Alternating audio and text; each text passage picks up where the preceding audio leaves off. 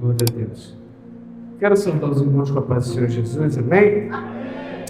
Glória a Deus. Abra comigo as vossas Bíblias. Livro do profeta Ezequiel, capítulo 37. Ezequiel, capítulo 37. Apenas os 3 primeiros versículos. Uma história que nós conhecemos. Ezequiel em meio ao vale de ossos secos. Glória a Deus. Amém? Todos encontraram? A palavra do Senhor nos diz assim: veio sobre mim a mão do Senhor, e o Senhor me levou em espírito e me pôs no meio de um vale que estava cheio de ossos, e me fez andar ao redor deles. E eis que eram muito numerosos, e estavam sobre a face do vale, e estavam sequíssimos. E me disse: filho do homem, poderão viver esses ossos? E eu disse: Senhor Jeová, tu o sabes. Glória ao nome do Senhor Jesus. Pode tomar o seu assento, glorificando o nome dele.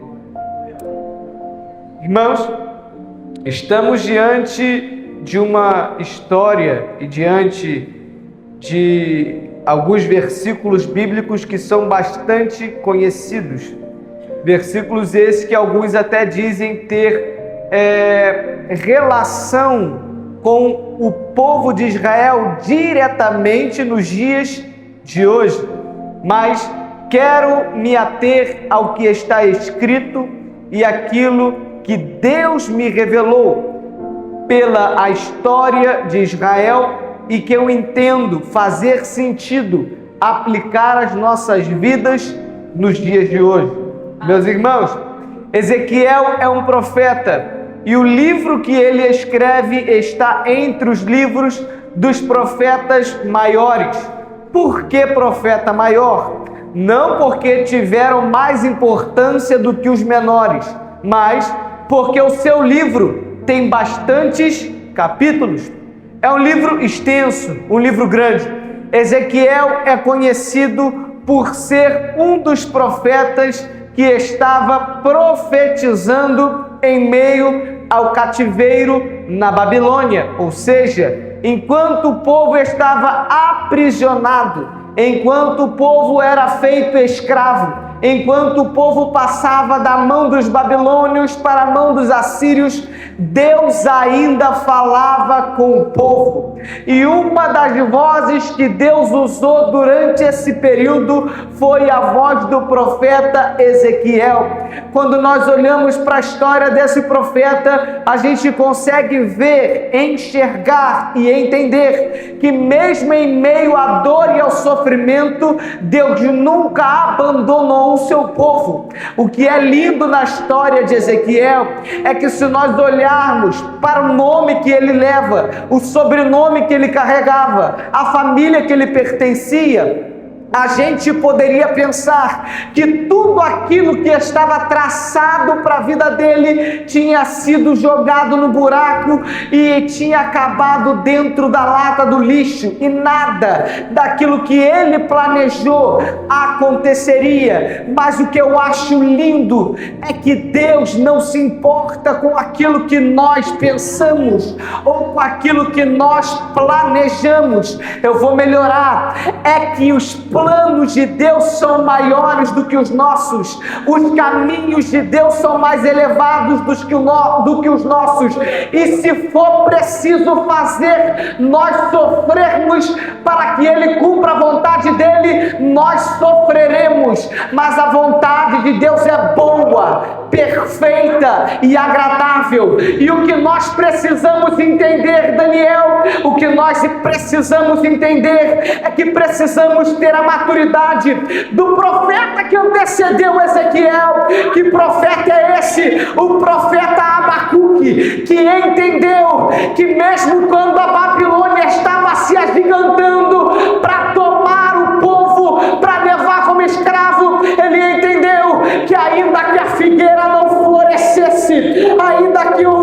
que, meu Deus do céu, ainda que as ovelhas fossem levadas, ainda que no curral não houvesse vacas, ele se alegraria no Senhor Deus, porque ele é o autor da nossa salvação. Glória a Deus.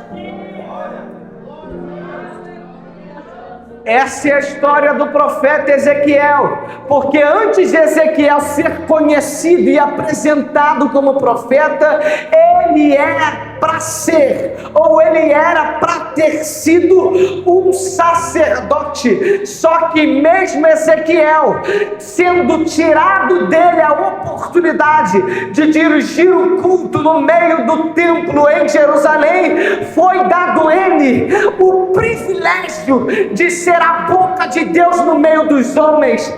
É isso que eu acho lindo na história de Ezequiel, porque pode alguém olhar para você e dizer: tudo aquilo que os teus pais planejaram, tudo aquilo que você planejou, tudo aquilo que alguém disse que aconteceria na tua vida foi frustrado e não vai acontecer. Você foi tirado do lugar que era para estar. Mal sabem eles que Deus está te colocando no lugar certo, na hora certa.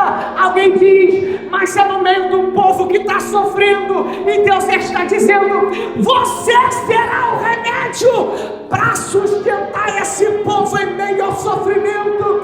Eu preciso pregar para alguém essa noite e dizer: ele te levantou em meio a esse tempo e em meio a esse povo, porque ele quer te usar no meio dessa geração. Glória a Deus. Eu vou pregar o capítulo 37, porque a gente ainda tem um compromisso, né, pastor? Eu vou pregar o capítulo 37. É lindo porque a gente olha no primeiro versículo, Ezequiel dizendo: e veio sobre mim a mão do Senhor, e o Senhor me levou em espírito. Irmãos, todas as vezes que nós cristãos tomamos como referência o vale, é quase a mesma coisa que nós dizermos e pensarmos em deserto, em provação, no momento difícil, no momento em que nós seremos provados e testados. Todas as vezes que nós pensamos assim, nós cristãos entendemos dessa maneira o momento difícil em que estamos vivendo. Quem é que nunca ouviu um irmão ou uma irmã dizendo: como vai? E esse irmão responde assim: eu estou passando pelo vale. Quando a gente pensa no deserto e no vale, a gente tende a pensar que o vale é um momento em que nós enfrentamos por conta dos nossos pecados, ou por conta de que nós não seguimos com fidelidade a palavra de Deus.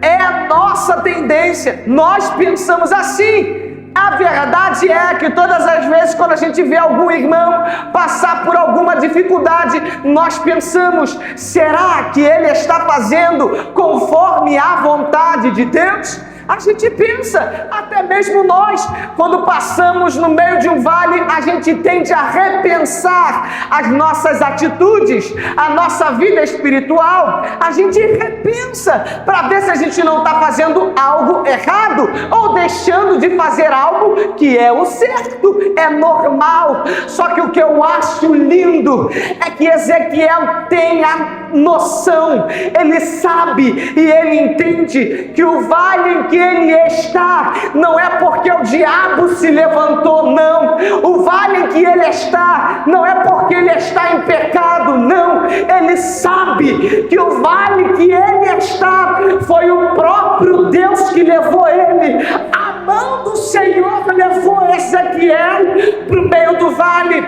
Essa noite eu vim aqui abrir os teus olhos para que você entenda: nem sempre toda luta que você passa foi o diabo que se levantou, nem sempre toda prova que você enfrenta é porque você está em pecado, não. Talvez o vale que você está inserido, que você está no meio, é porque Deus te levou para lá. E porque Ele tem um propósito contigo nesse vale. Se Ele tem um propósito, Ele vai cumprir. Basta você se colocar à disposição, na posição, porque Ele quer te usar. Glória a Deus. Veio sobre mim a mão do Senhor. O Senhor me levou em espírito e me pôs no meio de um vale. Me pôs no meio de um vale. Mas mesmo eu falando de vale aqui, meus irmãos, o que mais importa aqui não é o vale. O que importa de verdade no meio desse lugar são os ossos. Me pôs no meio de um vale que estava cheio de ossos. Só que Ezequiel vai para o meio do vale, cheio de ossos, mas não é para ficar parado, não. Vocês conseguem perceber e entender, me acompanhando durante a leitura desses 3 versículos que nós lemos, que Ezequiel está no meio do vale. Só que quando ele chega no meio do vale, isso aqui é minha interpretação, é o que eu entendo. Ezequiel diz no versículo 2: e me fez andar ao redor deles. Ezequiel está no vale. Eu fico imaginando, talvez tenha passado 5, 10 minutos e Ezequiel estava parado, talvez impressionado com a quantidade de ossos que estavam naquele lugar. Só que Deus, mesmo levando você para o meio de um vale, Ele não te levou para você ficar parado, não só olhando, não. Ele te levou para você andar, caminhar, porque Ele tem um propósito para cumprir. Eu vou melhorar mais um pouquinho essa aplicação. Deus te colocou no meio desse problema, mas não é para você ficar olhando de dentro do barco o vento balançar, as ondas se levantarem. Não, Ele te colocou no meio do problema, mas não é para você ficar parado. Começa a caminhar. Eu vou melhorar. Continue caminhando. Não pare a sua caminhada só porque está no vale. Continua, não pare, prossiga, vá adiante, porque foi Ele quem te colocou. E se Ele te levou, Ele está contigo. E se Ele está contigo, a Bíblia me permite dizer que ainda que tu ande pelo vale da sombra da morte, não temerá mal algum, porque Ele está contigo. A vara e o cajado te consolam. Ele é o teu pastor, o teu Senhor. Ainda que tu ande no vale da sombra da morte, mal nenhum chegará à tua casa, porque Ele te protege, te defende e te guarda debaixo de suas asas. Glória a Deus. Mas eu gosto de prestar atenção em todos os detalhes. Ezequiel diz: e me fez andar. Só que não me fez andar de qualquer jeito. Me fez andar por cima deles? Não. Me fez andar passando sobre eles? Não. Me fez andar pisando neles? Não. Me fez andar ao redor deles. Entenda? Quando nós olhamos para esse vale e nós já conhecemos a história, nós sabemos que os ossos secos, ou melhor, sequíssimos, representam o povo de Deus que estava morto havia muito tempo. Nós entendemos que nós, como profetas nessa geração, devemos evitar de pisar em quem já morreu. A gente precisa aprender que quem está passando por dificuldades, a última coisa que nós precisamos fazer, ou devemos fazer, é julgar ou pisar. Talvez existam algumas pessoas que morreram espiritualmente, porque tem muito crente que, em vez de andar ao redor, andou por cima e pisou em alguém. Ninguém é definido pelo pecado. Deixa eu falar uma verdade aqui que todo mundo sabe, mas tem gente que finge que não entende. entende? Ninguém aqui tem o direito de ser salvo, remido pelo sangue de Jesus Cristo.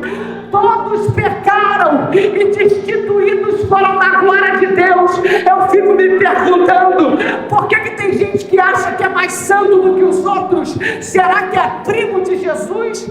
Será que é a quarta pessoa da Trindade? Ninguém merece o sacrifício, e já que ninguém merece, quando você for andar no meio do vale cheio de ossos, anda com cuidado para não pisar em ninguém, porque a Bíblia deixa bem claro: aquele que pensa estar de pé, cuide para que não caia.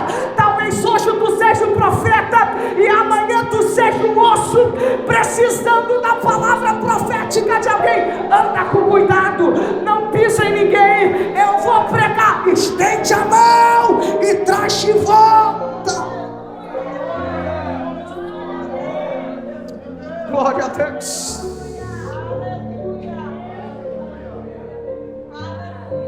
Glória a Deus. Ezequiel está dizendo: Ele me fez andar no meio do vale, ao redor dos ossos. Percebam, quando a gente leu no começo, e a gente sabe, até mesmo a epígrafe, e a epígrafe é o título que está sobre o capítulo, diz: o vale de ossos secos. Só que Ezequiel, quando anda no meio do vale, ele percebe que os ossos não só estão secos, os ossos estão sequíssimos. E sequíssimos, meu irmão, é um aumentativo de seco. Eles estão mais do que secos.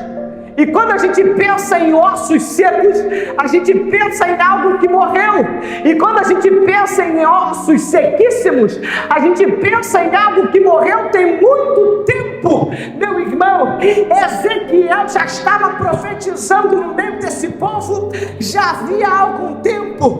Só que Deus está mostrando para Ezequiel: eles não morreram ontem, eles não morreram há 5 anos atrás, eles não morreram quando eles foram tirados da Babilônia, eles morreram há muito tempo. E aqui está um problema, porque tem gente que tem 10, 15, 20 anos de crente e está morto, mas está morto há muito tempo. Meu irmão, eu preciso pregar aquilo que Deus está me dizendo.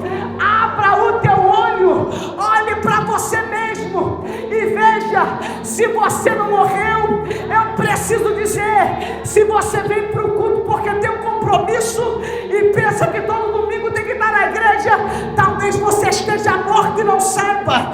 Se você vem para a igreja e não consegue sentir nada num culto como esse, talvez você esteja morto e não saiba. Se você não consegue levantar tua mão e dar glória a Deus, talvez você esteja morto e não saiba. Se você não fala língua estranha tem muito tempo, talvez você esteja morto e não saiba. Se você não consegue liberar o perdão, talvez você esteja morto e não saiba. Mas a palavra de Deus essa noite para você é: eu vou te levantar através dos meus profetas.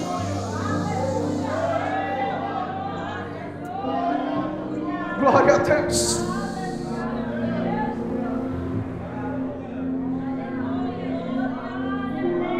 Glória a Deus. Ezequiel anda ao redor dos ossos no meio do vale. Aí vem a primeira pergunta de Deus: Filho do homem, poderão esses ossos viver? Ezequiel, que não é bobo nem nada, Ezequiel, que já viu o céu rasgado no meio, responde: Senhor, tu sabes. Glória a Deus. É Deus quem sabe de todas as coisas. Ezequiel poderia ter pensado com a mente humana: além de estar morto há muito tempo, não tem jeito. Mas Ezequiel sabe que Deus é quem sabe de todas as coisas. Eu vou abrir um parêntese muito rápido aqui, só para falar do poder de Deus quanto à ressurreição.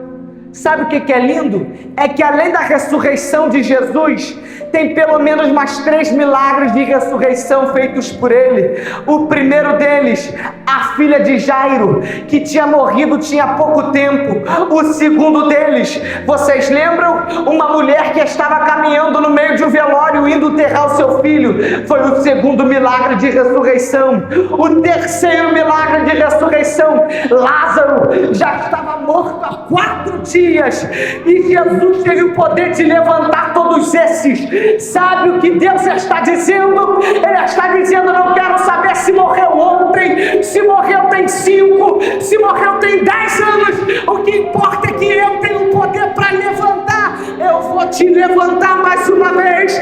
Não importa quanto tempo esteja morto, eu vou reviver o teu espírito. Receba a massagem cardíaca do Espírito Santo essa noite, em nome de Jesus. Glória a Deus.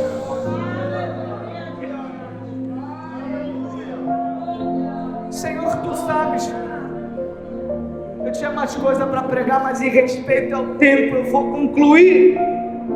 A gente conhece a história. Ezequiel profetiza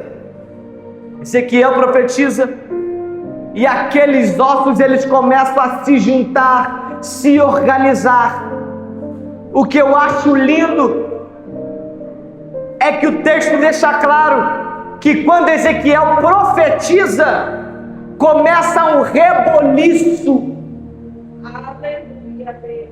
A gente já disse que o vale parece que é de provação, o vale parece que é problema, mas talvez o problema que você esteja inserido seja para você dar solução a esse problema. Se você está no meio do problema, faça como Ezequiel. O quê? Profetiza. Aleluia, Deus. Profetize em meio ao vale, mas eu não vejo solução. O meu Deus é maior do que esse vale. O teu Deus é maior do que esse problema. Profetize em meio ao vale. É lindo. Começa um rebuliço. Os ossos começam a se juntar e se forma um grande exército. Eu vou trazer a última aplicação daquilo que Deus revelou através desse texto, só para eu concluir e a gente prosseguir. Quando a gente pensa em ossos, a gente pensa em pessoas que morreram. Quando a gente pensa em pessoas que morreram, a gente pensa que esses ossos deveriam estar enterrados debaixo da terra. Lugar de osso debaixo da terra, enterrado. E quando a gente olha para um vale cheio de ossos, a gente pensa. E eu penso que existem 2 possibilidades. Primeira, é alguém que expõe a situação para ridicularizar. Alguém que expõe a situação para te ofender. Alguém que expõe a situação que deveria estar escondida. Alguém que expõe a situação para se dizer melhor do que você. Talvez seja isso. Quando eu penso em um vale cheio de ossos e uma situação exposta, eu penso em milhares de pessoas, porque são milhares de ossos. Milhares de pessoas com uma pá de terra na mão, doido para enterrar esses ossos. E talvez a tua vida financeira, você olha para ela e enxerga um vale cheio de ossos. E alguém está com uma pá de terra na mão para dizer: a tua situação financeira não tem jeito. Talvez você olhe para o teu casamento e quando você olha para um vale cheio de ossos. Porque você pensa: já morreu, não tem jeito, tem muito tempo que essa chama se apagou. E alguém com a pá cheia de terra está doido para dizer para você: teu casamento não tem mais jeito, separa, fica longe dele, fica longe dela, a sua situação vai melhorar. Se vocês se afastarem, são as pás de terra que os outros querem jogar para acabarem com aquilo que Deus planejou deixou para você. Só que quando eu olho para esse vale em específico, cheio de ossos, eu entendo que ninguém tem um poder maior do que o de Deus, porque foi o próprio Deus com a sua mão que levou o profeta Ezequiel para o meio desse vale.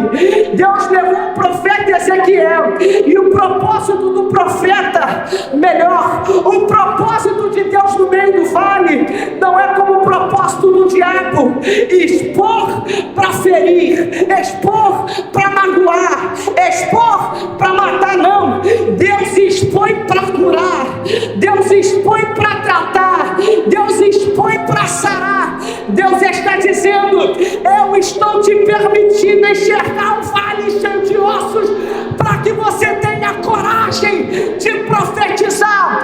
Esse problema não vai ficar enterrado e esquecido. Eu fiz questão de desenterrar esses ossos, porque eu ainda tenho planos com eles.